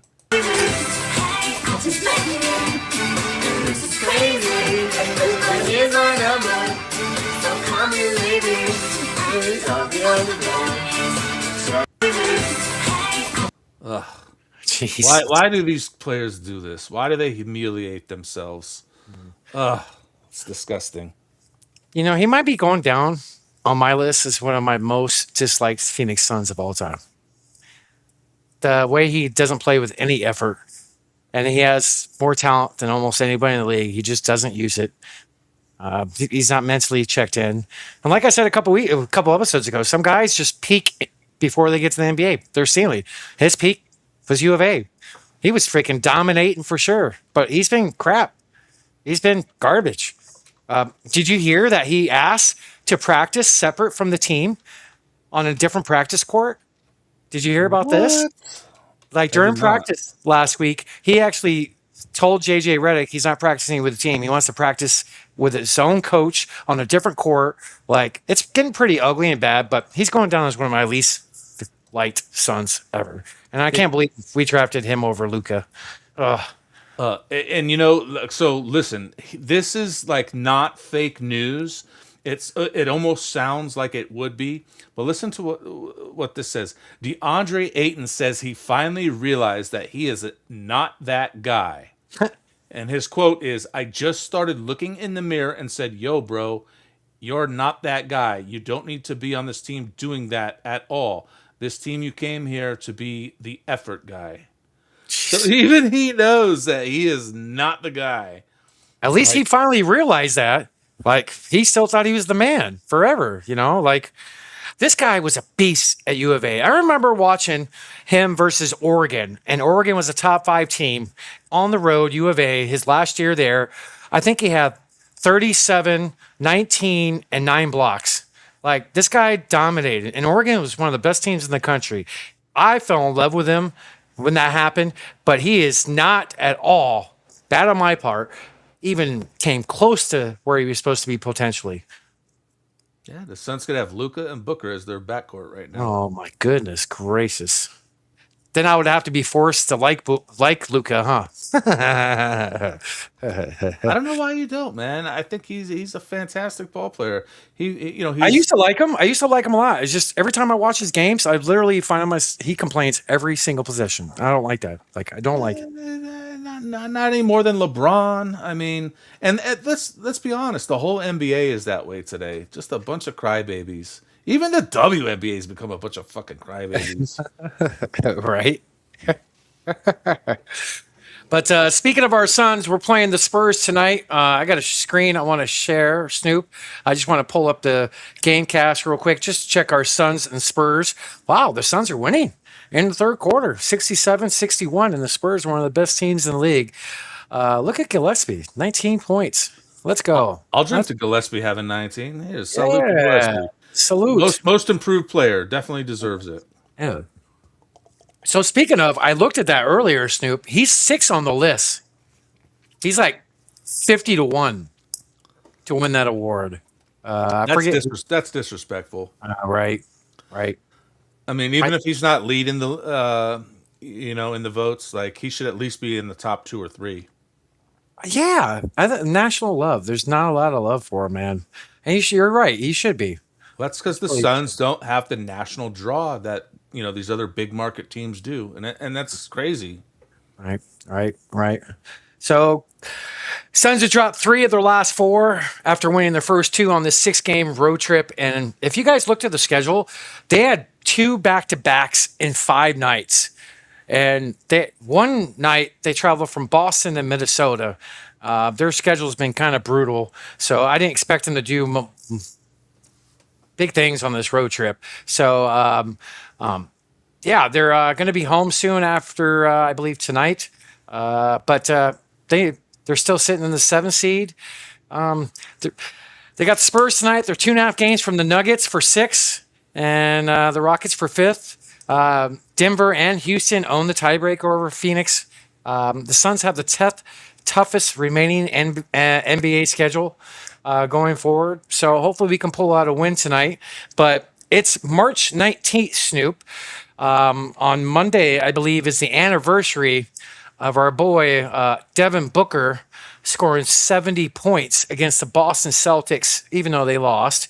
Do you remember this game? Yes, of course. I remember, hearing about it at the end. I didn't watch the game, but yeah, I definitely. How could you not? Yeah. It was. Man, look at this team. Look at the players that were on this team: Marquise Chris, Alex Len, Tyler Eulis, Jared Dudley, the Brazilian Blur, Barbosa. T.J. Warren. What's his nickname? What'd you nickname him? Right here? Fucking Black Moses. Yeah, Black Moses, Tyson Chandler, Eric Bledsoe, Brandon Knight. So it's the anniversary on Monday of Booker's 70 points. He went 21 and 40 of the field. Dude, look at the free throw line: 24, 26, 8 rebounds, 6 assists, 3 steals. This is young Book. I still think he has another game in him where he could beat this, because I think he got better as age went on. I don't think he's hit his ceiling for points in the game. I think he could beat this. What do you think? That's a tough mark to beat. I was just looking at their record: 22 and 51 they were when he did that. Yeah. So he didn't have the weapons that he has today. Can he score 60? I think he can score 60 multiple times. Again, a 70 is a tough one to beat. He had 24 of 26 free throws. I mean, those aren't Bam out of bio numbers, but they're up there. Right. I think so. He's the reason I bring this up to you, not just because it's the anniversary of 70 points next week, but he's been balling lately. So I got his box score up for his last 10 games. If you want to share that, Snoop, it'd be great. He's been playing great. I think it's only the second time in his career he scored 25 or more. And 1, 2, 3, 4, 5, 6, 7 games. I think he's only had another time where he's had, 8 or 9 times. But he scored 40, 31, 43, 27, 30, 32, and 27 respectively. He's been on one. He's been efficient too. One good thing, just to throw it out there for bettors, his first quarter points, he's hit every quarter in the last 8 games. So they usually put him at 7 to 9 points. But I've hit a couple of these first quarter bets for points. And then in the fourth quarter, he's I think he's top 3 in the NBA in the last week for points in the fourth quarter, or top 2. I think he was second in voting for player of the week behind your guy. Well respected, by the way. Bam deserves it. But Booker's been balling, Snoop. And this is what we need. There was even a point in time in the game the other night, he scored 23 straight points. Yeah, he's definitely does not get the respect around the league that he deserves. I forget what I was reading just a few days ago, and not many people put him even in the top 10 players in the NBA. Yeah, our boy Nick doesn't call him a superstar; he just calls him a star. And I've been waiting to. I need to have this conversation with Nick. I wanted to ask him who's better, who's the best shooting guards. Who would you put in front of him? I would say I'll guarantee you his first answer is going to be Anthony Edwards. Oh yeah, I would put him up there. Donovan Mitchell, maybe. Who else off the top of my head? Norman Powell. I'm just kidding. But yeah, you're right. He doesn't get the love nationally, and the guy's a stud. He is. I am non-biased. I would say he's behind Anthony Edwards for the second best shooting guard. I'd take him over Donovan Mitchell in a heartbeat. That's just me because I know what type of player he is, you know. But I got another stat I pulled up here. If you want to pull this full screen, Snoop, this is I will. One more thing I want to say about Booker that I think really makes him stand out, in my opinion, is his loyalty to the team. You know, as we just saw, he was 21 and 52 against that Celtics game when he scored 70. I mean, the dude is loyal. He could have very easily asked for a trade and went anywhere that his heart desires. So the fact that he remains loyal to Phoenix, I mean, through the trials and tribulations of new owners and whatnot, horrible owners. Yeah, and like horrible teams. The guy has been loyal, and he always says, "Why are you so loyal?" He's like, "This team took a chance on me, drafted me. This is mine. This is my home. I'm going to be loyal as hell. They gave me the world, and I'm going to give them the world back." He is super loyal. You're right. He went to my mom's high school, Snoop, in Grand Rapids. I forget the name of it, but the guy had a good upbringing. He's got good parents. He's very loyal. You're totally right. He hasn't asked for a trade like some of these other players ask for. He's not diva-esque when it comes to that. But yeah, you're totally right, Snoop. Great point. And thank God those Kardashians got him his fucking contract. So he's gonna be. Listen, dude. It's crazy how high up he is already in the earnings that he's made. Like he's going to surpass LeBron for making the most money in the NBA. Like he's still young. He's still got quite a few years left. Totally right. Next year he's the highest player in the league, 70 million. That's insane. Yeah, that is insane. So you could add Bam to this list, but players that scored 70 points in the NBA game. The list ain't very big, everybody. It just isn't. Book, Kobe, Bean, Bryant, rest in peace. Wilt is still, Mr. 20,000. Luke, I complain, Doncic. Joel, I can't stay healthy, Embiid. Dame, Donovan. Oh, Donovan Mitchell's up there. That's crazy. Elgin Baylor. David Robinson and David Thompson. Thompson's kind of surprising. And Bam. So, I mean, there's not many players that have scored 70 in a game. And then I got another thing I want to pull up here, Snoop. Embiid is the name that really surprised me on that list. I knew Donovan did it, but damn, Embiid? I didn't know that. But he did on January 22nd, 2024 against the Spurs. That's wild. That is kind of wild thinking about it, right? Because he hasn't been Embiid in a while, with his health. They need to take his green card away. He doesn't work half the year. So most instances in an NBA scoring 20-plus consecutive points in a single game, regular season or postseason combined in the play-by-play era. Booker's got 5 times. Kobe, 3. Steph, 3. Dame, 3. He's one of the best scorers, man. And he doesn't get the love. Look at that list, man. That's pretty impressive, bro. Scroll up real quick. I just want to see if I understand this. Most instances in the NBA scoring 20-plus consecutive points in a single game. These numbers seem really low to me. Well, it's posted by the Phoenix Suns, and I've never seen anything that they post that's been. Shai just scored 20 points for way more than all of that. So what this means is 20 consecutive points in a game without your teammates scoring. Oh, okay. That's what I'm missing on this. I'm like, so single. I got you. That's pretty impressive. That is impressive. That just goes to show that you don't have players around you that can score, Right. And then I got another one I want to share from the great Dwayne Rankin. He's a beat writer for the Phoenix Suns. Great follow, by the way. He scored 23 points straight in a game, and I got a clip from him I want to show with him talking. My good Snoop? Yep. And here you went for 23 straight there from the second over to the third. It's maybe the objective of keeping you guys in it at that point for you. Yeah, I mean, it's that time of the year. We need everyone. And this one stings a little bit. Another late game situation that we could have cleaned up and it's a very winnable game. Curious for you when you're in that surge like that. Is it just autopilot, like you're just flowing and it's just going like that, or is it a conscience? Okay, I need to score the ball here. A little bit of both. I mean, if I typically see single coverage, I'm gonna be aggressive. But late game, still I got to keep my teammates involved and take care of the ball a little bit better down the stretch, so we can at least get a shot on goal. Now, obviously, I saw you after the game having a conversation with the referee. Maybe what are you trying to convey to them at that point? Just trying to keep it consistent on both ends of the floor.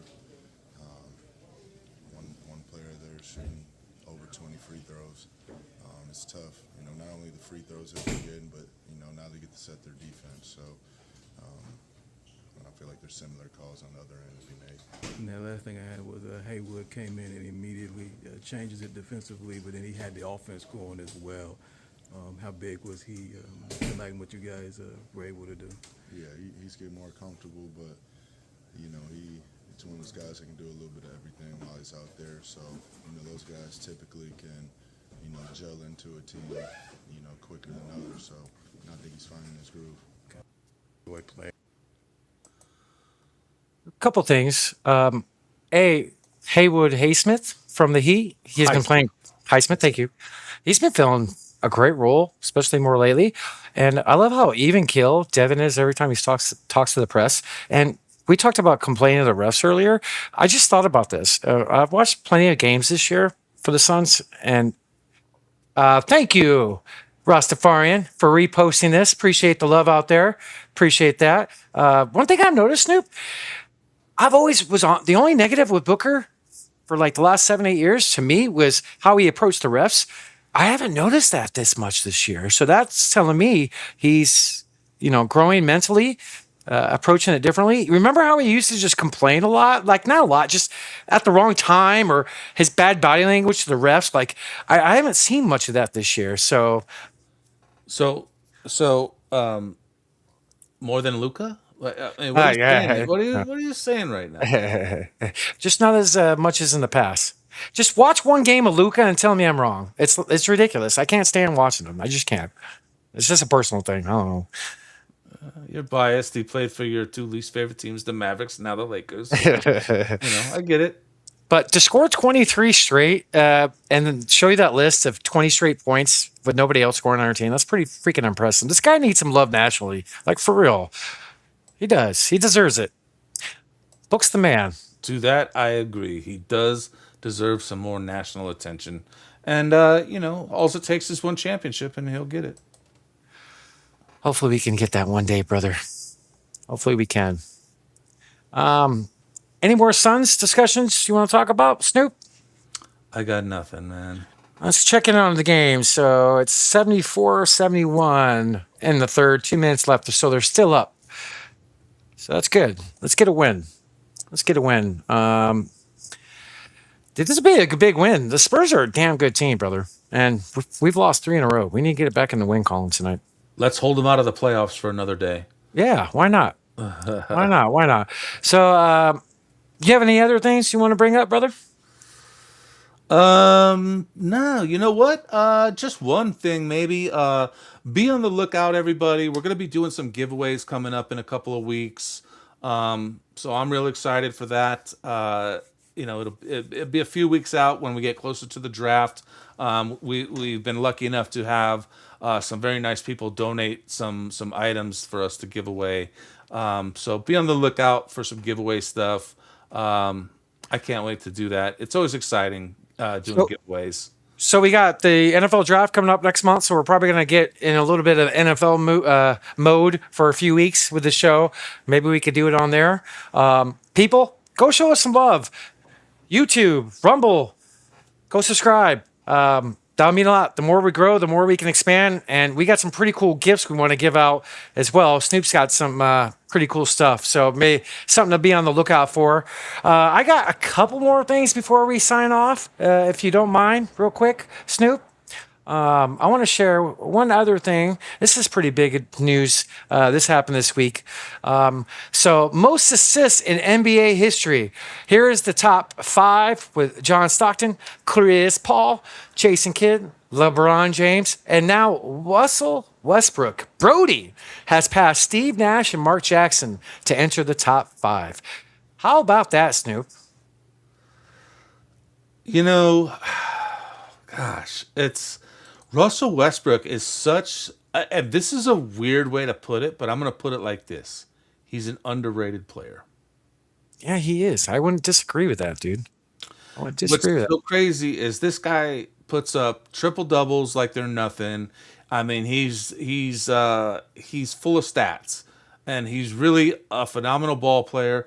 What's the problem with him? Is he just not a teammate? Is he not? I hate to use the words cancer in the clubhouse, but that's where my mind goes. I, Like, is there something that happens in the locker room that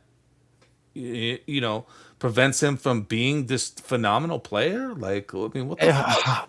100% has to be because everything we see, not being in the locker room, shows this guy's a stud and he should probably stay in one team for a while instead of going team to team to team. Because this guy balls out. Dude, imagine having Russell Westbrook, James Harden, and Kevin Durant on the same team. They made the finals one year and they lost to who. Right. I'll say this. But There's not many players that play harder than him. He plays legit 200% every play. That's one thing I do love about him. You're right. There's got to be something we don't see as fans. Why is he, how many teams has this guy been on? But that's pretty impressive to be top 5 now. That's pretty, you ask me who would be 5th. I would not say Brody. I would just win it. That's pretty impressive. No, nobody will ever come close to Stock, though. I mean, Stockton is one of my favorite point guards of all time. Nobody's ever going to come close to him when it comes to the steals record, and assists. Like, I mean, he is the ideal point guard. Like, when you design a team and you think about a point guard, Stockton is what you want as You're your right. leader. He's You're the right. floor general, the quarterback of the offense, All right. and defense, even. All right. He was number 1 in steals and assists when he retired. And this is one thing I learned about him afterwards with like the documentaries that come out. A lot of players say he was really dirty, like really dirty. And sorry, for all you non-athletic white boys out there, you got to be dirty. I'm sorry. You just have to be. So that doesn't surprise me. But you're right. Dude, that guy was gangster.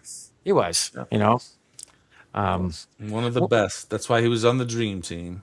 Yes. 2 other things real quick, Snoop. I got one. I got a Tracy McGrady thing I want to pull up. So I just want to pick your head real quick. So Tracy McGrady is he's trying to get the NBA to do basically a one-on-one tournament for the All-Star Weekend. He's been trying for a couple years. Just something he's been working on. I'm going to ask you as a fan, Snoop, if you had your choice on how the NBA All-Star Weekend was, how would it be for you? I don't know. This one-on-one thing, I kind of dig it. I kind of dig the one-on-one. I kind of dig it. So it's a team game. True. It's not like golf, where you can go head to head. And something, I don't know. It just seems like a novelty. I completely agree with the fact that the All-Star Weekend needs to be improved. It's definitely lost its appeal to me. I like having the dunk contest, the 3-point contest. I feel like those are staples that should remain. I miss the rookie game. Back when I was a ball boy, we had the rookie game. Now they do what is it? The year 1 versus year 2 players. Yeah. It doesn't have the same appeal to me. I think if you put the rookies in one game, it's kind of exciting. This one-on-one thing. I mean, it's not a terrible idea. Maybe if they wanted to add that to the festivities, but I just don't see the excitement for it. You know, I mean, how many, like, what do you do? Do you have a tournament? Do you have 64 players playing down to a one-on-one? I mean, how does it work? You know, you can't have just, you know, what are we going to do? We'll put Luca against Shai. You know, I mean, how does it work? So what I would do, I put a lot of thought into this. I would go back to East versus West. I would put Yes, I agree. The All-Star game has to go back to East-West. I would do East-West, one game, not multiple games, not half games, not one quarters. I would do each player gets $1 million if they win. And whoever East or West wins gets home court in the finals. So it means something. So they play harder. That will bring back competition. Because when I was a kid, I got more excited about the All-Star game than freaking a Suns game, just because it was competitive. It meant something. The best of the best went at each other. They went at each other's throats. You know, there was no like hugging it out and like going soft and half playing. That's what I would do. That's one. That's the first thing I would do. Two, All-Star Saturday night, the fans have control of the voting, not like All-Star. The fans do not vote for All-Stars, in my opinion. They need to vote for the people in the slam dunk contest, the three-point contest, and you bring this one-on-one matchup with the top 10 voted by the fans. I think that would bring electricity back to Saturday night. Yeah, you know, it's just tough because like when you get into like competition, you don't want your guys getting hurt in something like this. You know, so that's why I feel like, you know, the All-Star game can't be too competitive. Even the one-on-one stuff can't be too competitive. And maybe if it went to something like how the NFL does it, where they do it at the end of the season, maybe. But I just, like, you hate to see a guy get hurt in an All-Star game and then miss the playoffs for his team. Like, True. But the other hand of it, I miss seeing a fourth quarter All-Star game with the best of the best going each other's throats. I miss that. I just miss that. I watched 10 minutes of the All-Star game this year, and I'm a junkie for the fan. That says something for the NBA. Well, I think the fan voting is a little ridiculous, so that's why I said the 3-point and slam dunk. Don't let the league pick the people. Have the fans. How many years were the fans were screaming, "We want LeBron in his prime" during the dunk contest, or whoever in their prime? You know, like the fans don't vote on who's in the dunk contest. They should change it. That's what I'm saying. The fans vote on the starters. Right. And that's crazy because sometimes there's a player that's been injured for the whole season and they get voted. Yes, that's why I say that. I mean, as a fan, if you told me I get to pick the people in the 3-point contest, I'm in. I'm glued. Steph, Book, all the best shooters in the league. Like that, I would pick the best shooters. It wouldn't, you know, this year it had a great group of guys that, you know, were actually shooters in it. The slam dunk contest, I knew one player and I know the league. Like, that's the best dunkers in the league should be in this. Like, even though Mac McClung guy has won it and he's not in the league, he's in the G League, he should have been in it, just like defending his title. Kind of like what Craig Hodges did back in the day when he won 3 in a row, and that third one in a row, he wasn't on the Bulls, but he was invited back because he wanted to defend his title. You know, I don't know if you saw his dunks. He put out a video that All-Star Saturday night. I've never seen Craig Hodges dunk. Oh no! Well, Mark the right, but the Mark McClung guy that won the dunk contest, he put out a video over All-Star Weekend of the dunks he would have done, and they killed every dunk that was actually in the dunk contest. I don't know. It's just something to talk about. But I know, you know, with you working the 95 All-Star game, kind of hits at home, you know, that meant something going into that game. You saw Baby Jordan, Harold Miner, and Glenn Rice. And that game, do you remember it being very competitive? Like, they didn't go half-ass. To be honest, during the game, I didn't see a whole lot just because I was busy running around doing stuff. I had to do some stuff for the assistant coach for the East team, Richie Adubado was his name. He coached For the Magic. the Orlando Magic at the time, and so I didn't get to watch a lot of the game. That's what it is. Like as a ball boy, you're working. You're not there to watch the game. You're working. There to work. There to You're an work. employee. Yeah. But when you went to the arena, you felt electricity. You felt it was a spectacle. Like it's just not now. It makes me sick because it's something that was important to me when I was a kid. Yeah. It was special times for sure. I wish I could go back. I know. Dude, let's get a DeLorean. Let's go back in time, sir. Let's hit 88 miles an hour. I don't need a DeLorean because that's why I'm a part of the Phone Booth podcast.substack.com. Go there, check out all of the podcasts. There's like 11 of them. And the best one of them all, The Pick is In. You can find all the past episodes. There's some bonus content up there for you to check out.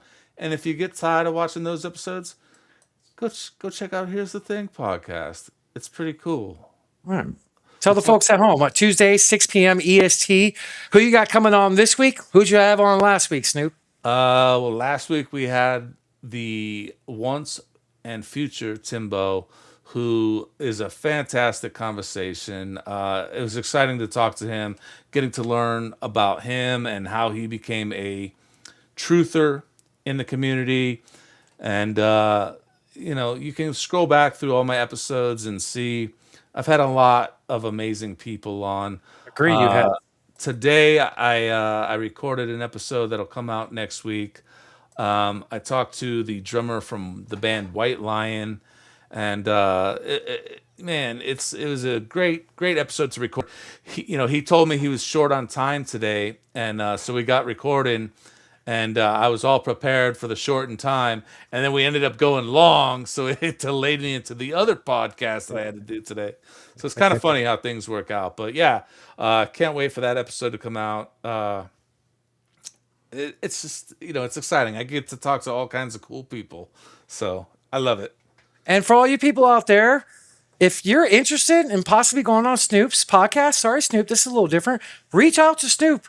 If you're into music, anything like that, I'm sure you've, you can get some more good guests because my guy Snoop, man, he's got a great show, and I want to continue building it for you, man. I hope bigger things come to you, brother. There's even an episode with Heywood that you can check out. I came on after the drummer of White Zombie, for God's sakes. Yeah. I think your exact words is like, God, this podcast went to shit. I got Heywood on. Yeah, I go from the drummer from White Zombie to Heywood, dude. What happened? But, that's how it is, though. I mix it up. I don't just talk to musicians. I don't just talk to comedians. I talk to anybody and everybody. That's right. Heywood's right. If you want to come on, you can hit me up, but I ain't promising nothing. Appreciate all the love out there. Go give Snoop a follow, me a follow. Check out his podcast Tuesdays at 6 p.m. EST. Here's the Thing podcast. Go to phoneboothpodcast.substack.com. At The Pick is in YouTube, Rumble, all of our platforms. Show us some love. Keep us growing. Any final thoughts for the people at home, Snoop? Peanut butter and jelly. Good night, everybody. Cheers, everybody. Love y'all. Peace.